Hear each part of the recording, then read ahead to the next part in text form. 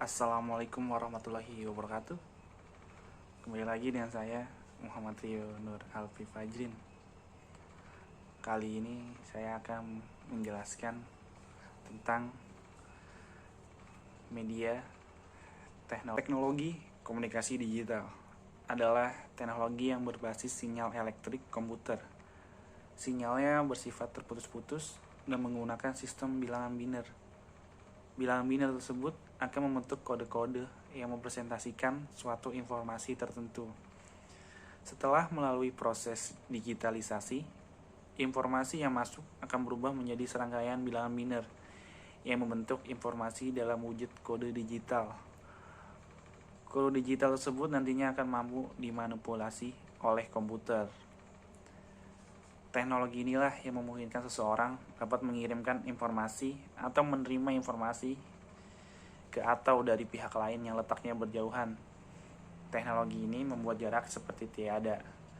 Ratusan atau bahkan ribuan kilometer bukanlah menjadi hambatan untuk berkomunikasi secara online karena kehadirannya. Media digital sendiri adalah format konten yang dapat diakses oleh perangkat-perangkat digital berupa website, media sosial, gambar, dan video digital, audio digital, dan lain-lain. Teknologi digital melalui jaringan telekomunikasi digital, pelayanan terpadu, dapat menghantarkan berbagai informasi dalam sebuah jaringan tunggal.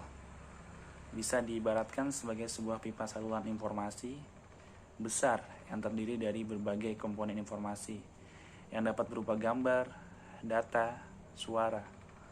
Semua data tersebut dapat diakses dan dipindahkan dengan mudah melalui alat tertentu yang mudah dicolokkan atau dicabut. Contoh alat yang digunakan untuk transfer data dengan metode tersebut adalah kabel data dan flash disk. Alat ini banyak digunakan untuk pertukaran data dan informasi dalam bentuk digital. Jaringan telekomunikasi digital ini membawa revolusi dalam cara kita berkomunikasi. Kita dapat bertukar gambar, grafik, dan data dengan mudah, cepat, serta dapat dilakukan di mana saja dan kapan saja. Alat-alat teknologi digital juga lebih stabil, praktis, dan memiliki daya tahan yang lama dalam pemakaiannya. Hal tersebut menyebabkan biaya pemeliharaannya menjadi lebih sedikit.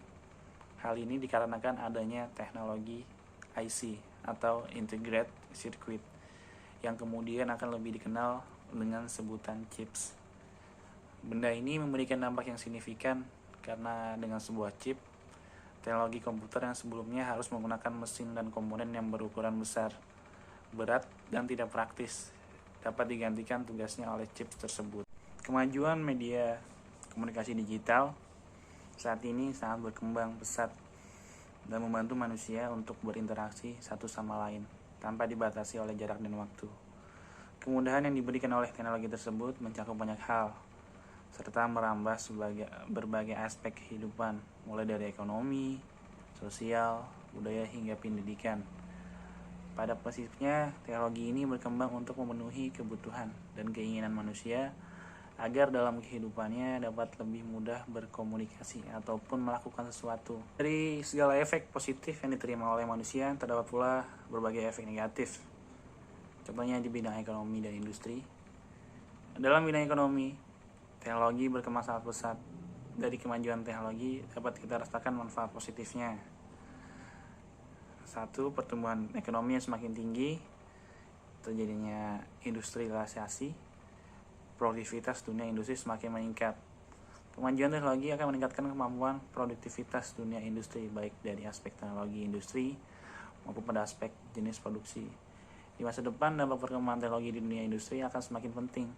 Telah ditunjukkan bahwa segera muncul teknologi bisnis yang memungkinkan konsumen secara individual melakukan kontak langsung dengan pabrik sehingga pelayanan dapat dilaksanakan secara langsung dan selera individu dapat dipenuhi.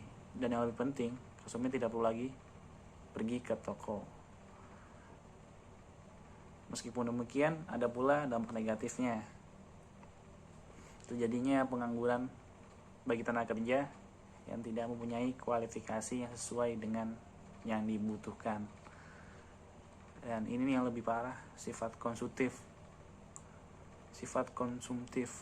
Sebagai akibat kompetisi yang ketat pada era globalisasi akan juga melahirkan generasi yang secara moral mengalami kemerosotan konsumtif, boros, dan menjadi jalan pintas yang bermental instan. Dalam bidang informasi dan sosial, masyarakat lebih mudah memperoleh informasi dalam lingkup luas melalui media-media, mudah melakukan komunikasi dengan orang yang tinggal jauh.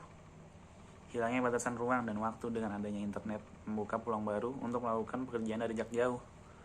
Dampak negatifnya, mengurangi sifat sosial manusia karena cenderung lebih suka berhubungan lewat internet daripada bertemu secara langsung.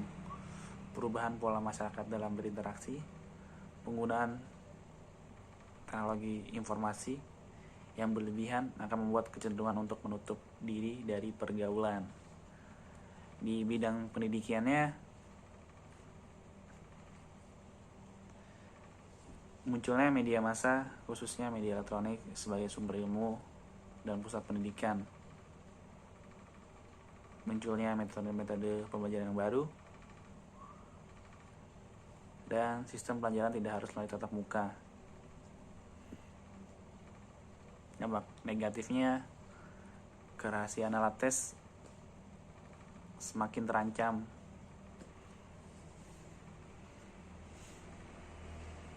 Dan penyalahgunaan pengetahuan bagi orang-orang tertentu untuk melakukan tindak kriminal.